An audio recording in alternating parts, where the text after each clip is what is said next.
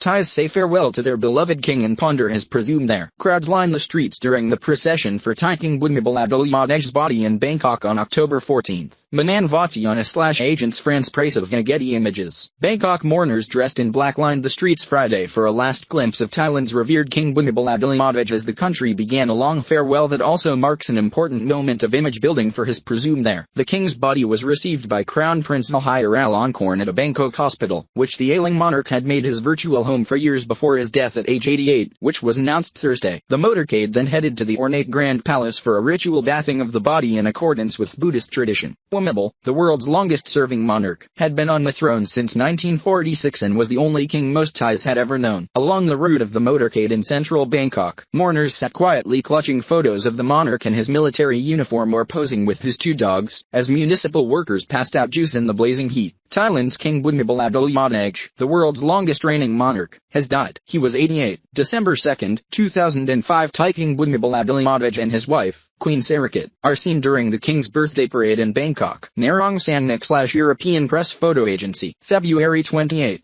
1955. The royal family of Thailand poses for a photograph on the steps of Bangkok's Chitralda Palace. Seen are King Bhumibol Adulyadej, 27, and Queen Sarakat, 23, are their children, Crown Prince Vajiralongkorn, 2, left, and Princess Yubal Ratana, 3. AP. I feel a deep sense of loss, said Suplag Sang Mart, 37, a teacher who wept as the king's coffin passed by in a van with military escorts. He is the father of the land. Bhumibol's body will lie inside the Grand Palace complex for mourners to pay their respects while monks perform ritual chants. A poll hung over the Southeast Asian nation of nearly 70 million. Television stations played on repeat somber biographies of Bhumibol, who was a beloved figure to the Thai people for his tireless work ethic, paternal aura, and willingness to aid the rural hinterlands. Truly the King of Hearts, said a headline in the English-language daily The Nation. The solemn task of memorial and succession began with the removal of the king's body from Siraj Hospital in Bangkok, where he had spent much time in recent years while treated for a lung infection, kidney disease, and other ailments. He had not made a public appearance for months. As the country launched into a period of mourning that will last a year, fears remained that the king's death could further fracture Thailand's political system and disrupt a plan for elections to be held in 2017. The country has been riven by conflict for more than a decade and has been run by a military junta since 2014. Thailand's King Bhumibol Adulyadej, who was the world's longest reigning monarch, died in hospital October 13,